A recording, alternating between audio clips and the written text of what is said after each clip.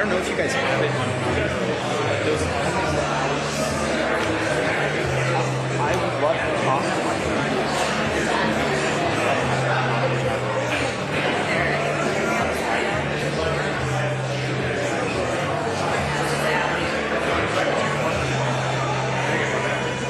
Cool. Yeah, no worries.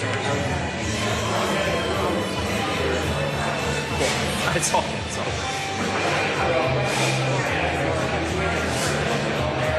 Yeah. I only say that because Casey came flag. I think that they haven't been in early November and we definitely have something.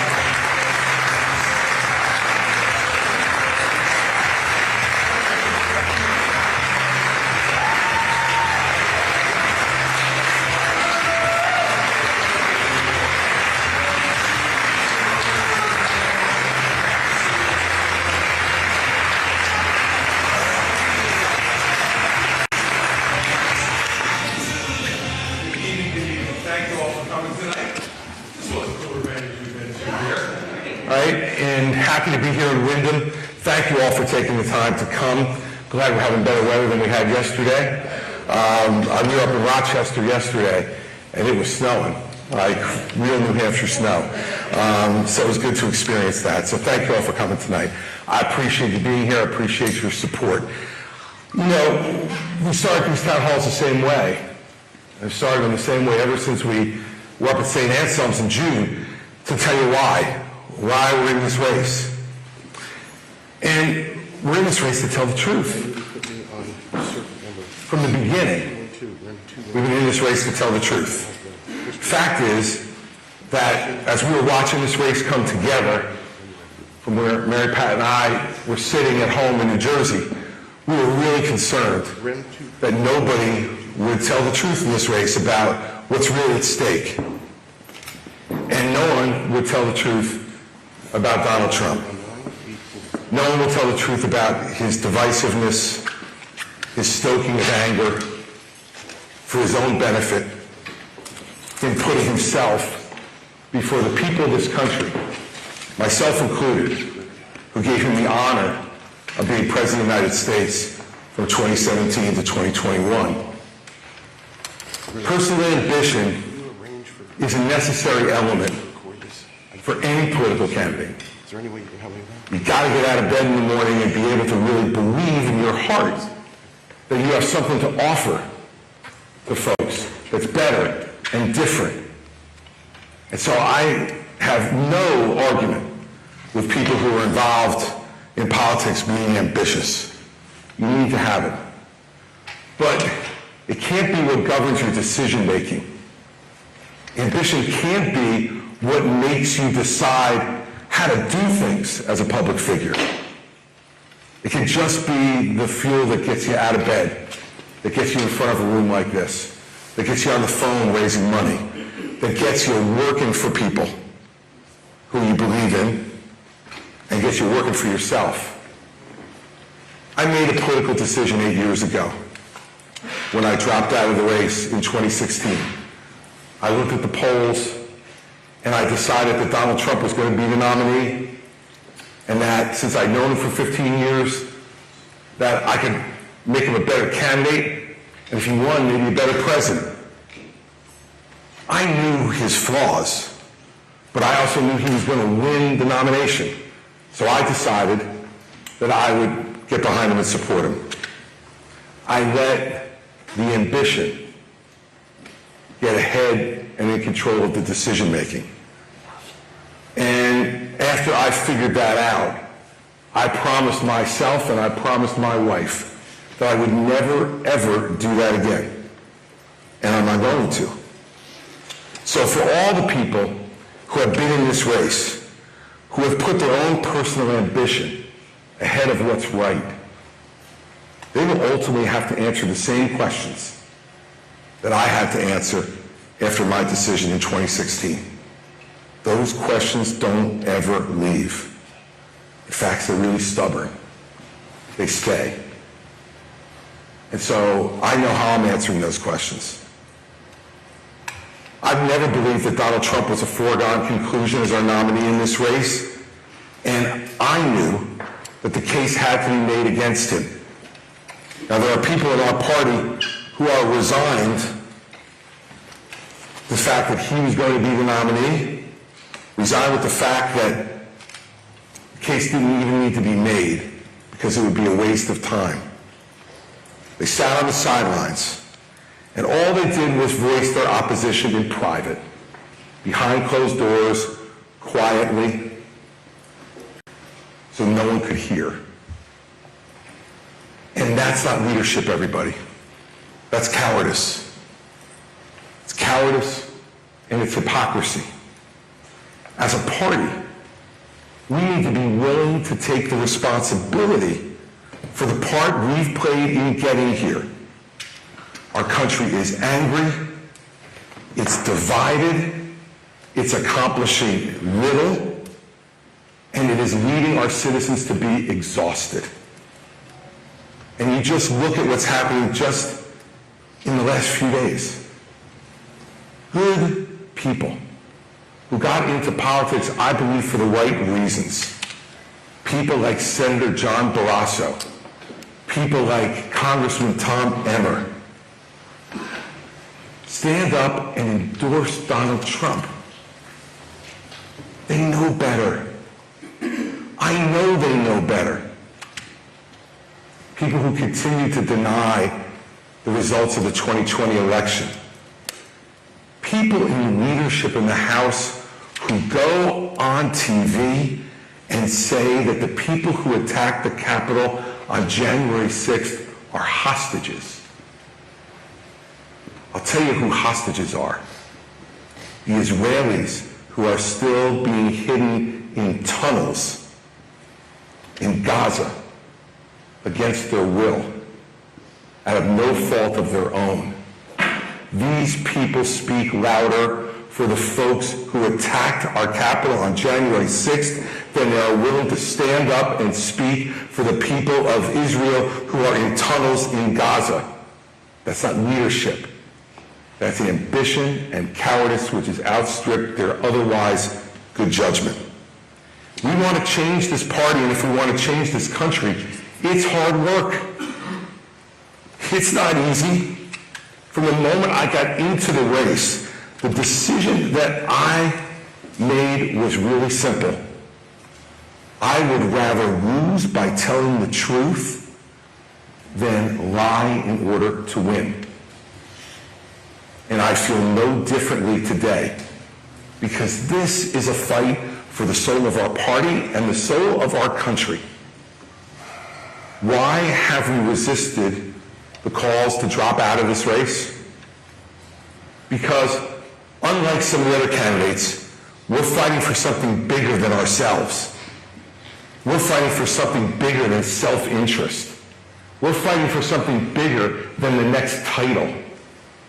I've got plenty of titles. I have enough titles to last me the rest of my life. U.S. Attorney, Governor, husband, father, son, brother. I have enough titles to last me for the rest of my life. We are fighting for something bigger. It is something that conventional wisdom thinkers just can't possibly understand. And so they've been saying for weeks and weeks and weeks, because some polls, that I should drop out of the race, that I should get out for that reason. The smallness of the campaigns, who spend more time arguing and worrying about who should get out of the race than they have spent going after the front runner. They spend all their time saying, oh, Christie should get out, Scott should get out, Pence should get out, Hutchinson should get out, Burgum should get out. They and their donors have a different target every day to try to minimize the attention to their own campaign. Now, their own campaign is a campaign that doesn't play to win. It's a campaign that plays to not offend. The problems in our country, the divisions and influx at our border, the problems with our enormous debt, the failures of our education system, all of those things and much more will not be solved by people who are too afraid to talk about what the real problems are. If we ever have a hope of restoring this party to be a governing party of principles, we have to be willing to do the hard work and take some of the heat that comes with it. We have candidates in this race who have run away from forums where they were afraid they were going to be booed. I run into the forums where I know I'm going to be booed, because being booed for telling the truth is a badge of honor. I'm proud of everything we've said and done so far. And I'm proud of all the people who have supported us and are willing to do what needs to be done to restore the soul of our country. See, because in the end, all those issues that we've talked about at all the town halls, they're all really important. but they're no more important than the most important issue, and that is the character of the candidate. You don't know what's going to come across the next president's desk. You think you can predict it, but you can't. No one asked George W. Bush or Al Gore what they would do if 4 airliners were hijacked and flown into symbols of American power and killing thousands of Americans. No one asked them that in New Hampshire in 2000. But I was glad we had a man of character sitting behind the desk in the Oval Office when that attack came, because I knew George Bush would do everything he needed to do to protect this country and its people and put them first, not himself first. Imagine just for a moment if 9/11 had happened with Donald Trump behind the desk. The first thing he would have done was run to the bunker to protect himself. He would have put himself first before this country. And anyone who is unwilling to say that he is unfit to be President of the United States is unfit themselves to be President of the United States. Campaigns are run to win. That's why we do them. I see the chairman here in New Hampshire, he knows. We run campaigns to win. My goal has never been to be just a voice against the hate and the division and the selfishness of what our party has become under Donald Trump. It's also been to win the nomination and defeat Joe Biden and restore our party and our country to a new place of hope and optimism in this country. I've always said that if there came a point in time in this race where I couldn't see a path to accomplishing that goal, that I would get out. And it's clear to me tonight that there isn't a path for me to win the nomination, which is why I'm suspending my campaign tonight for President of the United States. I know, and I can see it from some of the faces here, that I'm disappointing some people by doing this. People who believe in our message and believe in what we've been doing. I also know, though, it's the right thing for me to do. Because I want to promise you this. I am going to make sure that in no way do I enable Donald Trump to ever be President of the United States again. And that's more important than my own personal ambition.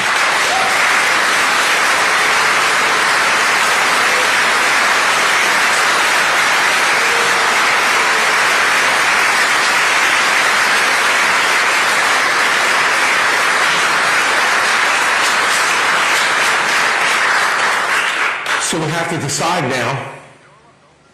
We have to decide in the next 10 months, who do we want to be as a country? We forget that people are walking thousands of miles still to get here. We talk about the problems in the border, and there are problems, and we have to fix them. And we have to secure our border, and we have to do it in a way that's smart and sensible and will work. Because it's not right to have a porous southern border in this country. But I want you to remember something. Those people who are coming over that border, many of them are walking hundreds, if not thousands of miles to get there. Because here is where they see hope. Here is where they see freedom. Here is where they see success. Here is where they see that flag, which means for them, thousands of miles away in other countries, all of those principles. We are still the indispensable nation for the rest of the world. We need to be the indispensable nation once again to each other. We need to believe in America as much as they believe in America. Right now, they believe in America in a way that this country, angry, divided, with selfish leadership, who puts their own ambition first, isn't doing for our country anymore. We need to change that. And every election is an opportunity to change it. We have people in this race, all they will do is tell you how bad everything is, how angry we should be. And there's certainly sufficient reason for anger at the failures of the leaders we've selected. But they're doing it not for that reason. It's not a moment of honesty and transparency, believe me. It's not. It's because they believe when we get angry, what we'll do is naturally relate to the angriest voice in the room.